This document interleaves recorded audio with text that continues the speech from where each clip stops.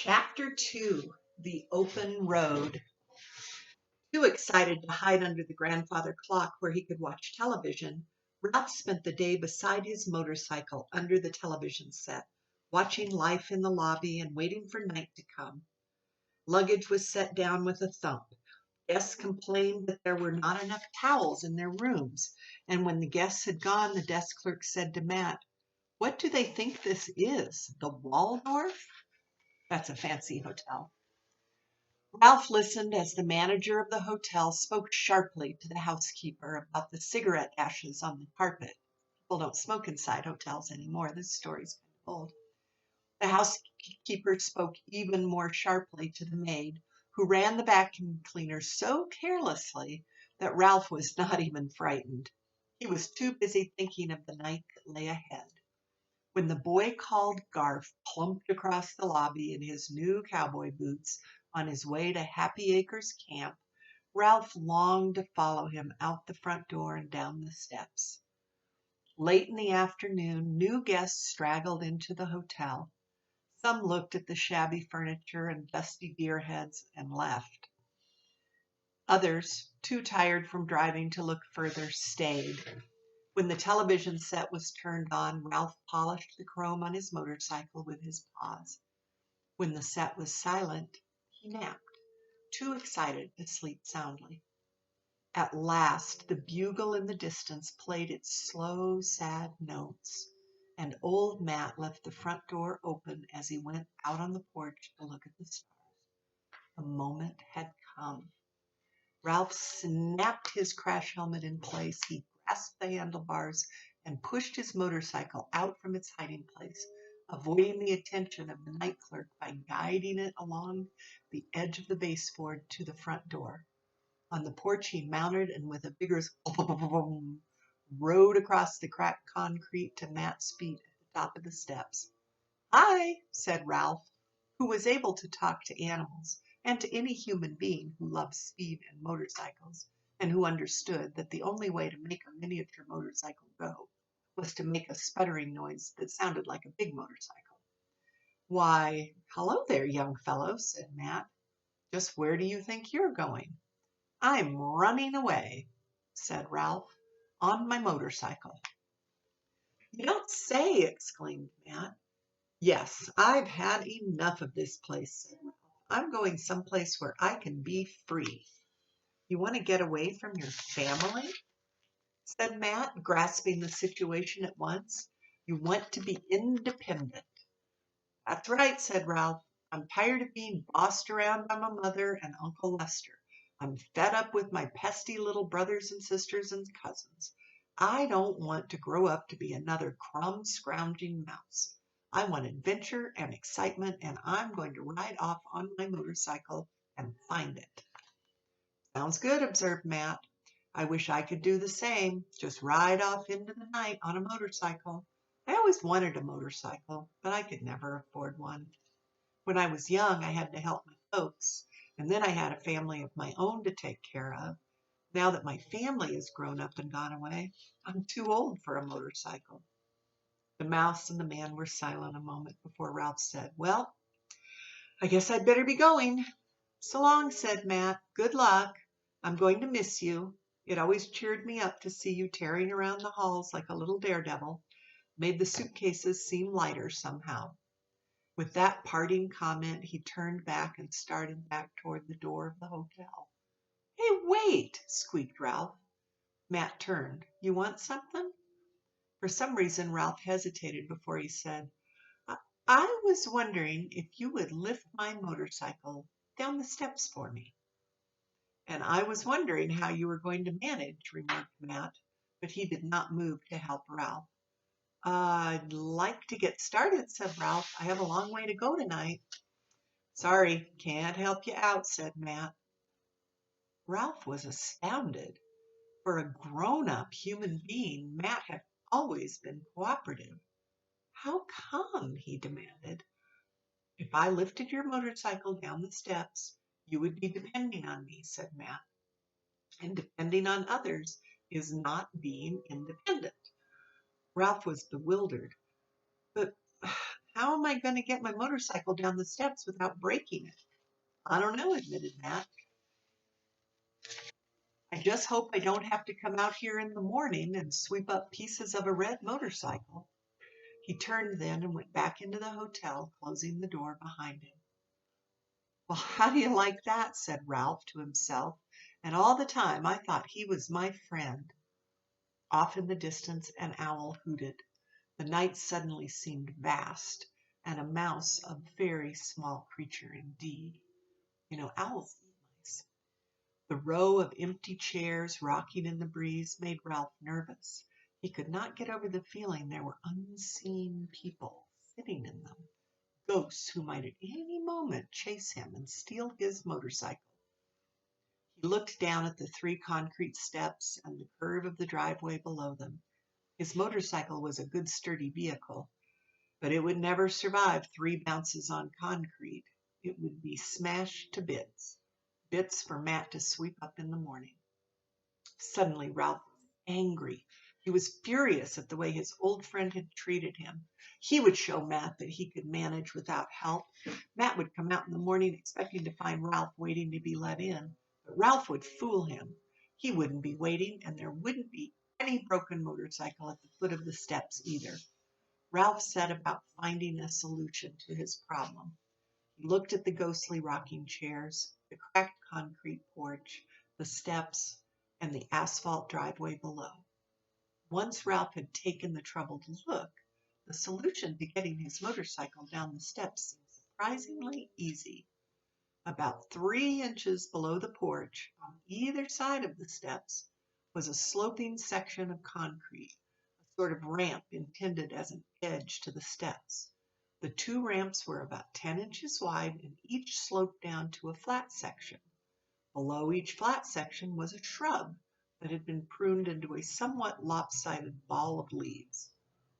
All Ralph had to do was ride his motorcycle over the edge, down the slope, and into the shrub, which would break his fall and let him slide gently through the leaves to the ground. The only problem was that terrifying 3-inch drop from the porch to the slanting concrete. But Ralph was sure that with a cool head and steady paws he could manage. He would show old Matt a thing or two.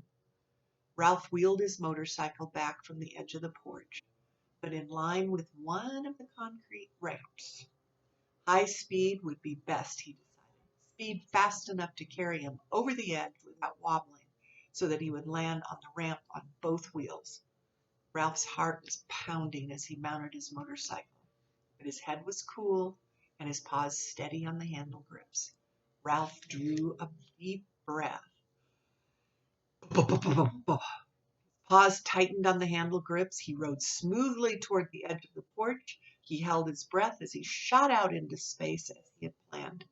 There was a sudden heart-shaking drop before the tires hit the ramp. At this point, everything went wrong. Before Ralph realized what was happening, the motorcycle shot down the ramp, which was worn smooth by the many children who had slid down it. Ralph flew into the air and fell upside down into the shrub. He lost his grip on the motorcycle and felt himself brushed by leaves and scratched by twigs until he came to a rest, wedged into the crotch of a small branch. His helmet had fallen off, one ear was scratched, and he was badly frightened. But he was not injured. When Ralph had caught his breath and his heart no longer pounded against his ribs, he boosted himself up so that he was sitting in the crotch of the twig. The shrub was not the leafy cushion he had expected. From his perch in the center, he could see that the leaves grew only at the tips of the twigs, and that the bush, which had looked soft and springy from the outside, was, on the inside, leafless and spiky with dead twigs. My motorcycle, thought Ralph frantically. Where is it? Then he saw it, far above his head, hanging on a twig by its back wheel. His helmet, however, had bounced to the ground. Ralph did the only thing he could do, and that was to climb up to his motorcycle and start chewing. The twig that held the motorcycle had a dry and dusty taste, but Ralph chewed it until it snapped and the motorcycle slid down to the crotch of the twig below. Ralph climbed down, and when he could not free the motorcycle with his paws, he started chewing once more. No little cousin was ever going to say to him, "What happened to your motorcycle, Ralph, huh? What happened to your motorcycle?" Ralph chewed his motorcycle from one twig to the next, and the lower he went, the thicker the twigs became. By the time the motorcycle finally dropped to the ground beside the helmet, Ralph's jaws ached. He dragged the motorcycle across the weedy patch of lawn to the driveway and was about to mount it when the door of the hotel unexpectedly opened. An old Matt, in pajamas and bathrobe, stepped out on the porch and looked around. Huh, the little fellow must have managed to get his motorcycle down the steps somehow, Ralph heard Matt mutter to himself. Now maybe I can get to sleep. Aw, old Matt was kind of worried about him, wasn't he? I guess I showed you, thought Ralph grimly as he mounted his motorcycle and sped off down the open road, off into the dark and scary night. I don't know if you can see this, but there's a picture of Ralph on his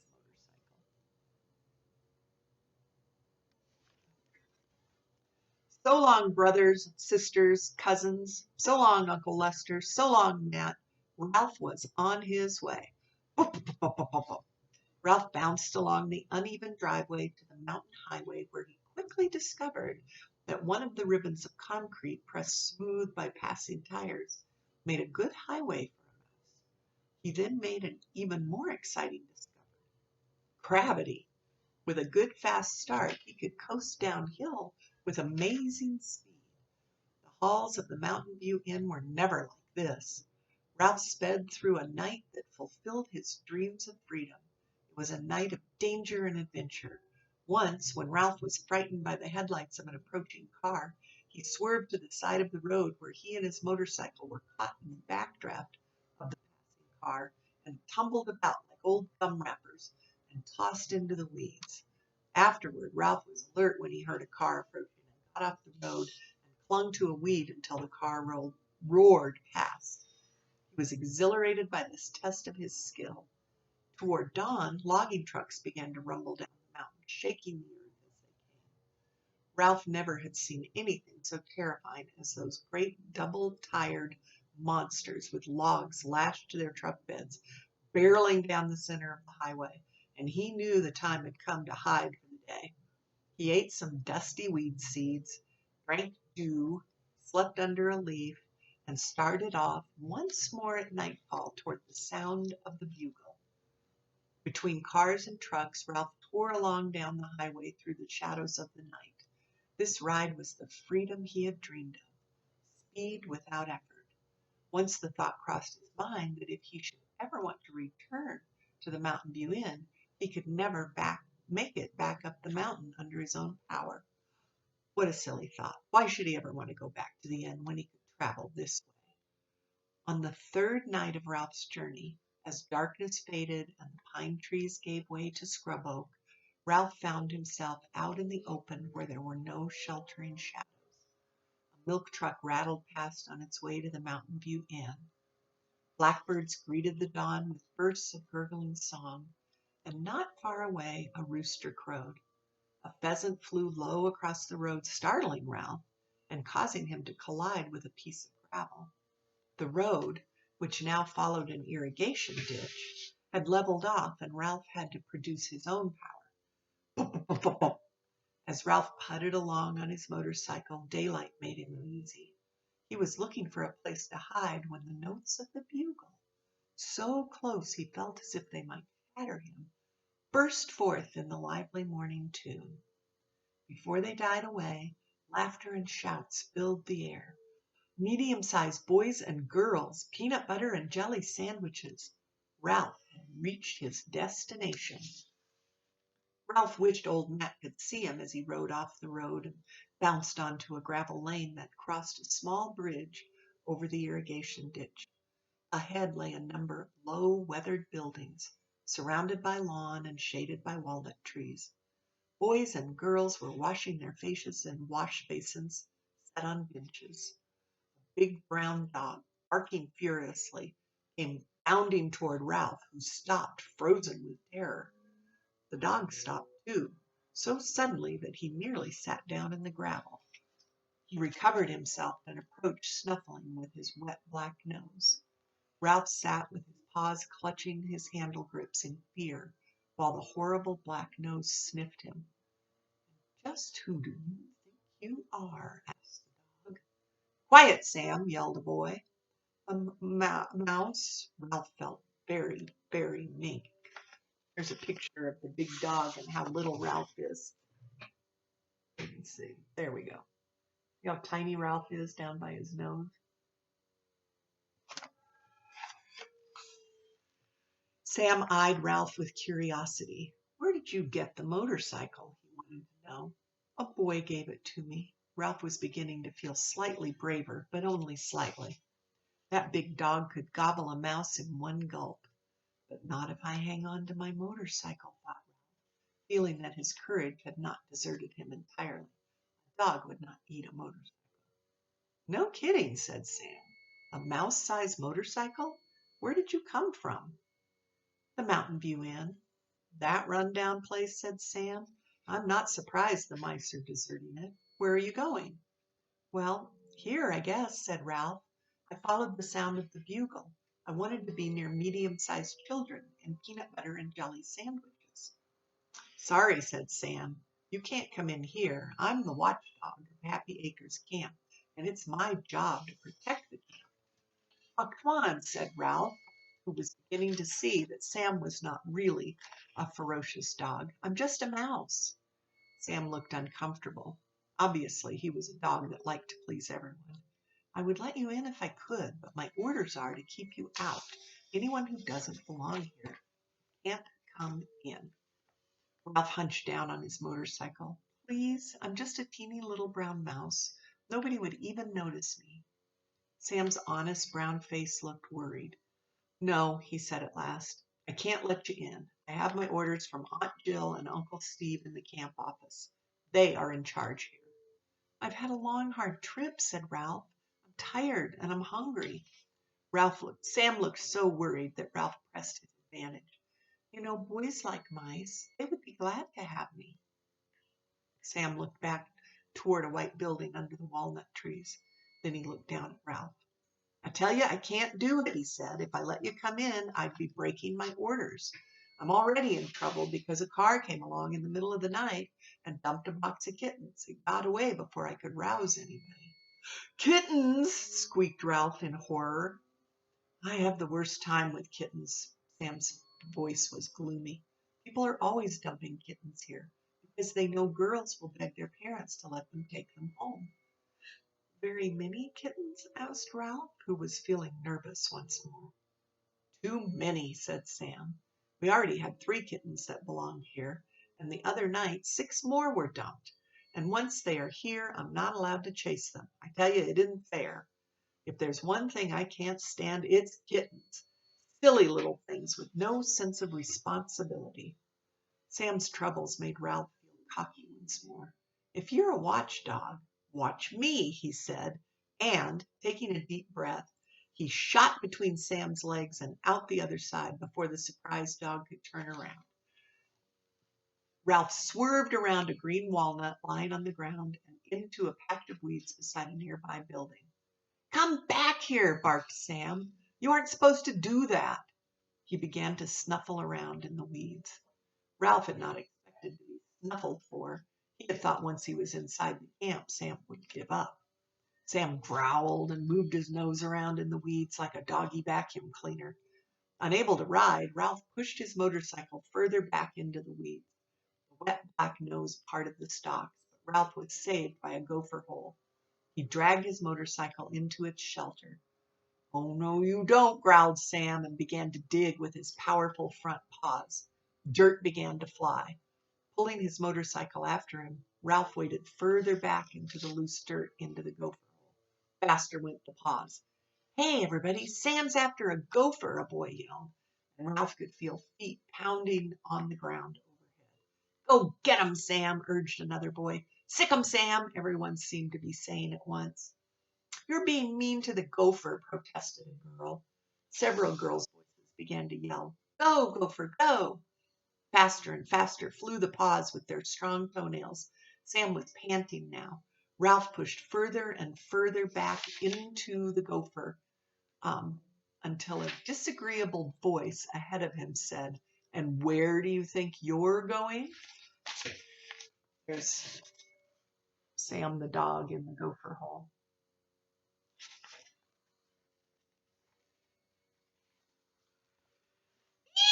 Squeaked Ralph, face to face with the owner of the gopher run. He hastily pushed his motorcycle, which he had been pulling, ahead of him for protection.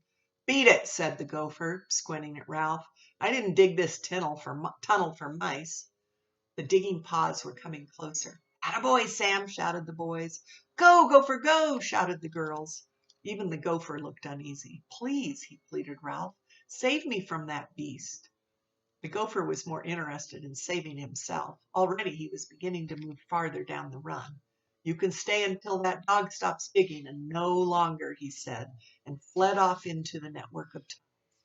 Not far away a bell clanged.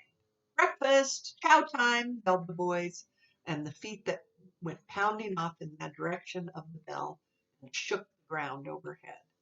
The paws stopped churning, but overhead Ralph could hear the sound of panting. Sam poked his fearsome snout into the gopher hole for one last sniff before he too trotted off for breakfast. "Whew!"